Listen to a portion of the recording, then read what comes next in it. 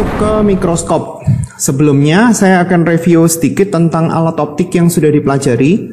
Yang pertama adalah kacamata. Kacamata ini dipakai untuk membantu orang-orang yang mempunyai kelemahan di jarak pandang tertentu, yaitu kacamata ada lensa positif atau lensa negatif. Nah, kacamata positif ini kadang-kadang disebut sebagai kacamata untuk baca karena penggunanya itu hanya menggunakan kacamata ini pada saat dia perlu membaca. Jadi pada saat dia katakanlah nyetir kendaraan roda 2 atau roda 4, atau mungkin dia berpergian yang nggak perlu melihat sesuatu yang jarak dekat, jarak baca, dia nggak butuh pakai kacamata. Dan ini dinamakan orang-orang yang menggunakan kacamata lensa positif itu adalah orang-orang yang rabun dekat atau hipermetropi. Sementara untuk yang lensa negatif itu dipakai oleh orang-orang yang rabun jauh, jadi dia nggak bisa ngelihat jauh. Dan kacamata ini sesuatu yang sangat vital buat dia. Artinya kalau misalkan dia punya minus tertentu dan suatu saat dia mau nonton bioskop dan dia lupa membawa kacamatanya ya dia nggak bisa nonton karena dia nggak kelihatan sama sekali. Yang kedua adalah kamera. Kamera itu pada prinsipnya adalah lensa positif, dan mungkin kalau misalkan sudah melihat penjelasan di sebelumnya, bendanya untuk kamera ini selalu terletak di ruang 3 karena hasil bayangan dari kamera adalah nyata dan diperkecil. Hasil bayangannya kan lebih kecil daripada yang sesungguhnya. Nah, untuk yang ketiga adalah loop. Loop itu adalah lensa positif juga, di mana loop ini tujuannya adalah untuk memperbesar biasanya sesuatu yang kecil. Benda yang kecil atau tulisan yang kecil yang dia itu orang mau lihat, jadi dia biasanya menggunakan loop atau kaca pembesar. Dalam hal ini lensa yang sama tetapi bendanya diletakkan di ruang 1 karena tujuannya adalah agar terbentuk bayangan yang maya, dan kita tujuannya itu untuk memperbesar sesuatu. Yang keempat itu adalah mikroskop. Mikroskop ini ya tujuannya sama dengan seperti loop. Jadi mikroskop ini terdiri atas 2 lensa. Jadi kalau misalkan kita lihat tentang mikroskop, ada lensa yang dekat dengan benda adalah lensa objektif, dan ada lensa yang dekat dengan mata. Jadi kalau misalkan kita bayangin mikroskop, ya tempat di mana kita ngintip, ya itu adalah lensa okulernya. Di mana di sini itu dia akan muncul perbesaran yang lebih besar dari 1. Saya harusnya tulis perbesarannya objektif lebih besar dari 1, dan perbesarannya okuler juga lebih besar dari 1, sehingga pada mikroskop ini sebenarnya muncul perbesaran ganda, perbesaran daripada objektif dan perbesaran daripada okuler.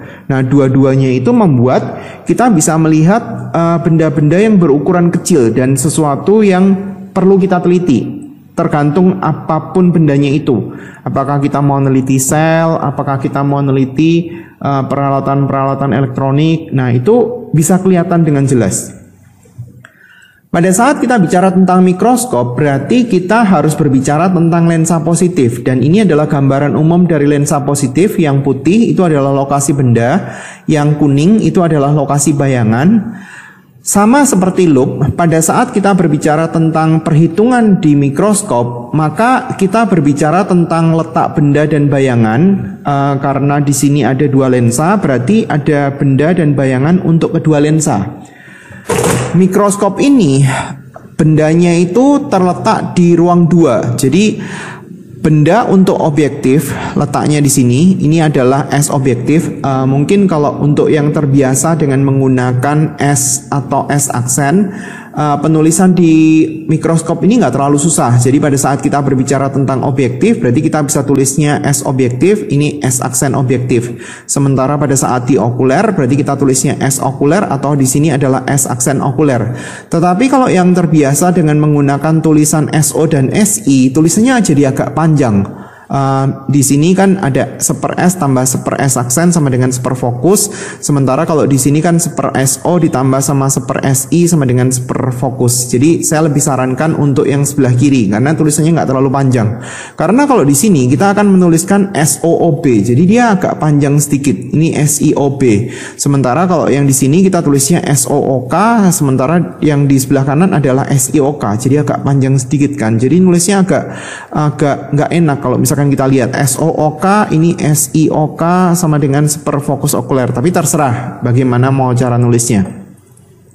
Balik lagi ke letak benda dan bayangan. Pada saat kita berbicara untuk objektif, benda untuk objektif itu terletak di ruang 2, sehingga dia nanti akan menghasilkan bayangan yang di ruang 3. Nah, dari sini akan muncul perbesaran.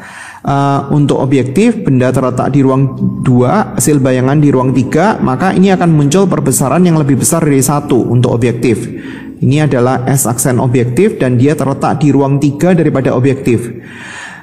Benda buat okuler itu adalah bayangan dari objektif. Jadi pembiasaan pertama dilakukan di objektif, terus kemudian bayangan yang terbentuk dari objektif itu merupakan benda untuk okuler, untuk peristiwa lanjutannya. Dan ini benda untuk okuler ini itu tergantung daripada kondisi akomodasi mata. Apakah matanya berakomodasi maksimum atau tidak berakomodasi, atau berakomodasi pada jarak tertentu. Kalau bendanya itu, kalau kondisi mata ini itu adalah berakomodasi maksimum atau berakomodasi pada jarak tertentu ini, maka bendanya ini terletak di ruang 1. Nah, sedangkan kalau matanya ini tidak berakomodasi, berarti bendanya itu terletak di fokus okuler sebenarnya. Jadi kemungkinannya ada 2, ruang 1 atau di fokus okuler. Dan dia nanti akan menghasilkan bayangan yang sifatnya adalah maya, diperbesar. Jadi untuk okuler, bendanya itu terletak di ruang 1 dan dia akan menghasilkan bayangan di ruang 4, sehingga di sini perbesarannya itu nilainya lebih besar dari 1. Saya mau nulisin apa ya di sini ya? Bayangannya di sini, dari sini ke sini adalah bayangan. Nah, ini adalah S aksen okuler. Nah, jadi kalau misalkan kita tulisin perhitungannya, kita masih berbicara letak benda bayangan ya. Untuk perhitungan objektif, 1 per S objektif ditambah 1 per S aksen objektif, biasanya dari sini ketemu S aksen objektif. Nah, ini akan ngefek ke jarak antara objektif okuler. Jadi dari sini ke sini kita bisa tulisin D. D itu adalah panjang mikroskop, boleh. Kita mau tulisin D adalah jarak antara objektif okuler, boleh, itu nggak masalah, itu sama aja. Nah, D ini kalau kita lihat perhitungannya adalah S aksen objektif ditambah sama SOK. Jadi sebenarnya kita bisa membayangkan dari gambar juga. Nah, S aksen objektifnya dimasukin ke sini. Nah, ini nyambung ke perhitungan okuler. S okuler ditambah 1 per S aksen okuler sama dengan 1 per fokus okuler. Nah, perhitungan di okuler itu ada hubungannya dengan kondisi akomodasi mata ini. Rumus ini kan sebenarnya adanya di lobe. Nah, ini nyambung ke sini.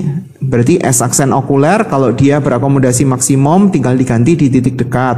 Kalau tidak berakomodasi tinggal diganti di titik jauh. Kalau dia berakomodasi pada jarak tertentu yang sering sekali kita lakukan, ya berarti S aksen OK adalah minus X. Nah, ini adalah untuk letak benda bayangan. Nah, sekarang kalau kita berbicara tentang yang satunya, saya udah tulisin di sebelumnya. Di sini ada perbesaran, tapi di sini dijelasin di halaman berikutnya. Ini. Nah, jadi sekarang kita nggak berbicara tentang letak benda bayangan, kita sudah berbicara tentang perbesaran. Nah, saya bahas untuk 2 karena ini tujuannya untuk anak SMP dan anak SMU.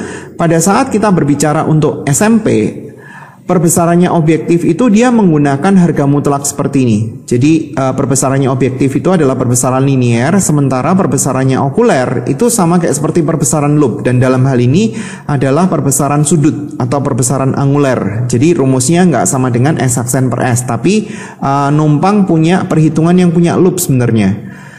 Pada saat untuk yang SMU, perbedaannya adalah dia menggunakan perbesaran objektif itu yang nggak pakai harga mutlak. Jadi rumusnya adalah minus S aksen objektif per S objektif. Dan sebenarnya perhitungan yang di objektif ini itu akan memunculkan perbesaran negatif. Jadi di sini itu nilainya adalah negatif, selalu negatif. Sementara yang perbesaran okuler itu selalu positif. Sehingga perbesaran dari mikroskop itu selalu negatif. Artinya apa? Kalau kita punya perbesaran yang nilainya katakanlah minus 100, itu artinya adalah ini, itu artinya hasil bayangannya itu adalah terbalik. Karena memang sebenarnya yang kita amati itu terbalik, tapi kita nggak ngerasain karena itu adalah benda mati kan, yang sel yang kita amati, jadi nggak masalah. Yang ini itu menunjukkan kalau misalkan dia itu lebih besar dari 1, artinya adalah dia itu diperbesar. Nah, sementara nilai negatif ini nggak muncul di SMP. Jadi pada saat di perhitungan SMP, perbesarannya objektif sama perbesarannya okuler itu nilainya selalu positif. Ini positif, ini juga positif. Dan nggak masalah buat mereka. Yang penting bisa ngitung. Jadi dia selalu pakai harga mutlak ya. Jadi nilai daripada S aksen objektif per S objektif itu nilainya selalu positif. Dan memang karena S aksen objektif kan nilainya kan di ruang 3, S objektifnya kan di ruang 2. Jadi nilainya dua-duanya memang positif. Oke, sampai sini jelas ya. Nah, perhitungan yang di okuler itu tinggal diganti okuler. Jadi fokusnya di sini tinggal diganti fokus okuler. S aksennya juga diganti S aksen okuler dan dia nyambung dengan perhitungan yang ini. Jadi sambung menyambung kan ya.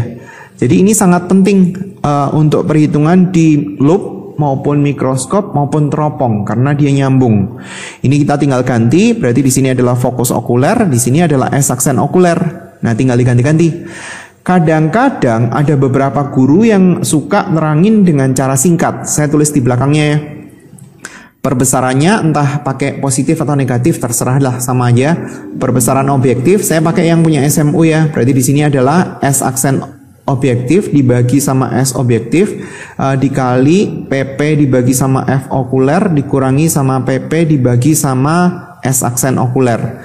Nah, kalau dia berakomodasi maksimum, biasanya ada rumus-rumus singkat untuk kondisi tertentu, yaitu adalah berakomodasi maksimum atau tidak berakomodasi. Padahal sebenarnya kita nggak pernah melakukan itu karena capek sekali kalau misalkan kita harus melihat benda di titik dekat kita. Nah, ini kita tinggal ganti. Kondisi berakomodasi maksimum itu ada artinya S aksen OK adalah minus PP. Jadi kalau misalkan kita ganti S aksen objektif dibagi sama S objektif, ini kita tinggal ganti PP dibagi sama FOK. Nah, ini akan muncul minusnya hilang ya, PP dibagi sama PP, maka kita akan ditunjukkan bahwa dia ada rumus yang seakan-akan pendek. PP per fokus okuler tambah 1. Enak kan ya ngafalinya. Cuma ya kita harus ngafalin semua. Pada saat berakomodasi maksimum kita harus ngafalin ini.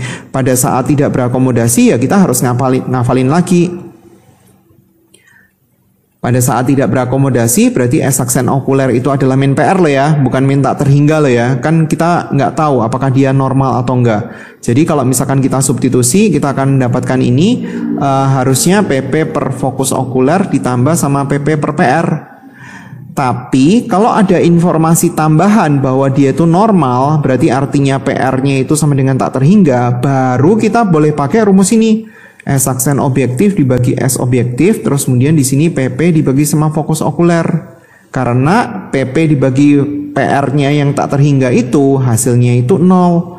Jadi dia dibuang aja. Nah, ini rumus-rumus khusus sebenarnya. Tapi menurut saya sebenarnya nggak perlu. Kita cuma tinggal ngafalin yang rumus umum ini dan sifat-sifat ini. Mata berakomodasi berarti jatuhnya di titik dekat. Ini untuk okuler ya. S aksen okuler. Mata tidak berakomodasi berarti dia jatuhnya di titik jauh. Ini S aksen okuler. Mata berakomodasi pada jarak tertentu berarti S aksen okuler sama dengan minus X. Sekarang kita tinggal latihan ya.